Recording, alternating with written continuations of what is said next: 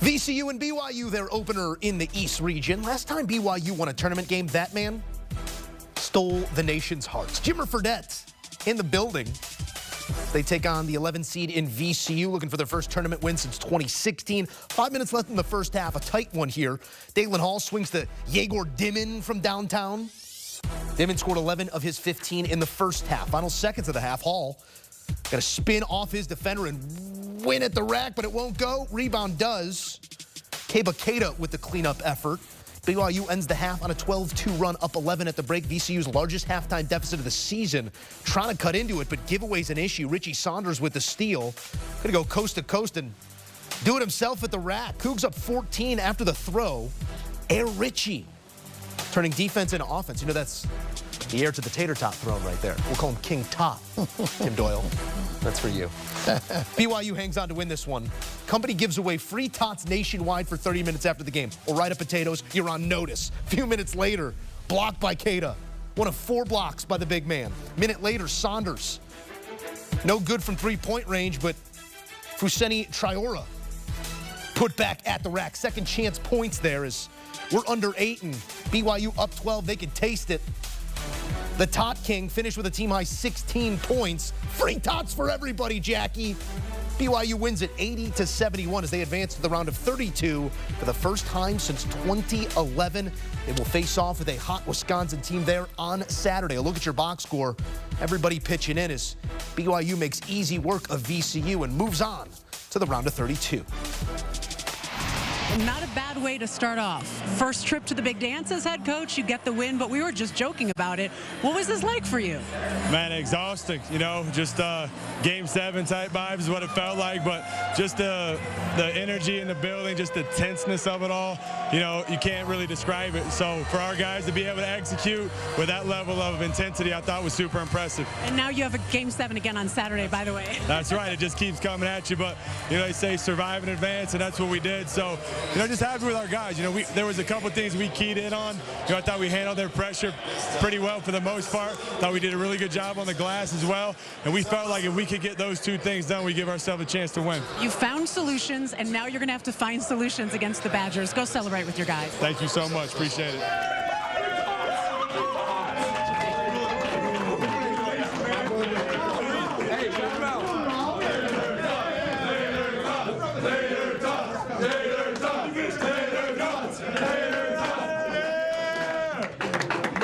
You better go to the stores and 30 minutes. Go to Walmart.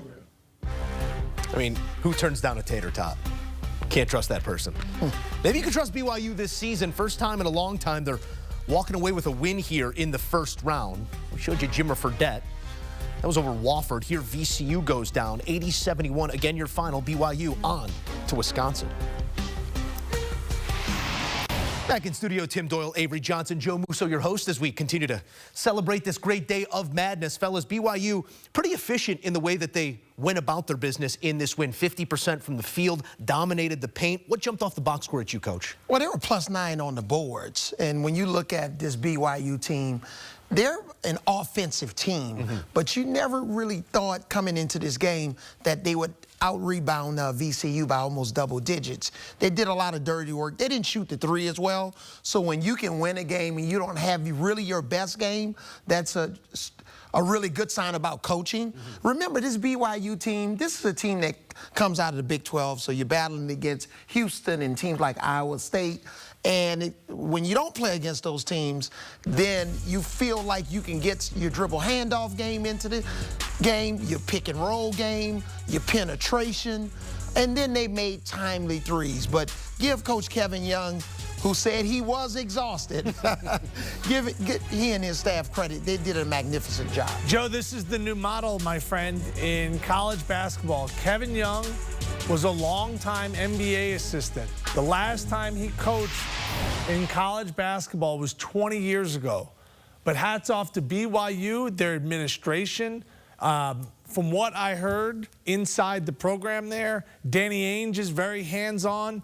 Utah Jazz owner Ryan Smith, extremely hands-on. They have the #1 player in the country next year going to BYU, and it's open that he's getting $7 million. So this is a new generation in college basketball. But how do you make your sauce? when I see the post-game celebration, that's a team that likes each other. Yeah. You've played on teams, right? We come in the locker room and it's like, that's a team that likes each other. And we heard, 2 weeks ago, Dallas Mavericks assistant is going to Utah to coach. He's another assistant that made the jump. A New Orleans Pelicans coach just took the job at Iona. You were ahead of your curve, though. You were ahead of the curve. You were doing it. And the reason why this is a new model is because with the NIL deals and general managers, well, these guys are getting paid. Now, if you're a coach, do you want to be dealing with that? Or do you just want to coach the team? But college coaches, Joe, that have been through the wars over the last 15 years and grinded and finally are a head coach, now I'm going to relinquish that power? I have all the power. And it's just, this transition is going on right now. And the old school coaches who made every single decision, well, now they're starting to lose some of that power. But getting back to BYU, they shot 28 free throws to VCU's 6. And it was really Keita and Traore who dominated down low, points in the paints, rebound, just out-physical VCU. I thought VCU was going to win this game. BYU, this game was never competitive, Musso. And also, you got to think about leads. BYU built a 20-point lead. Yeah. When you can build that lead, it's like climbing up a mountain.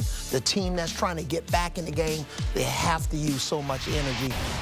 BYU was able to coast for the rest of it. Maybe outclassing their opponent in this matchup, but we look forward to the next one, and that is good on good. We got a Wisconsin team playing some good basketball right now, Coach. When you imagine those two teams on the court do some similar things to one another, I'm not going to ask you who you give an advantage or who you like in that matchup, but what will be the discerning factor between those two? I believe it's the three-point shot. Okay. And this Wisconsin team, they've had their moments of knocking down the three. In the Big Ten tournament against UCLA, they made 12 threes in the first half. They had 19 overall. 19. Did you watch them in the championship game? No, I didn't see that. I didn't watch them in that game. Oh, man, I don't think they made any of that game. You know why? Because the team that I saw against UCLA, I didn't recognize that team in the championship game. It just outlines what can be this time of year. One night you have it, one night you don't. The difference is, if you don't have it on a night against a team like BYU, Tim Doyle, your season's over. Well, there's going to be some sensational players out there. If you haven't seen John Tonje play, he's such a unique guy because he's 6'5", but he's 230. He's burly, gets into the lane.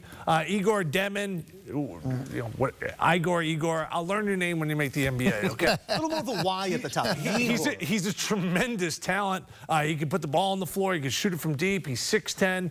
Richie Saunders with the hair. I mean, he's almost like semi-pro out there, burying shots, making plays.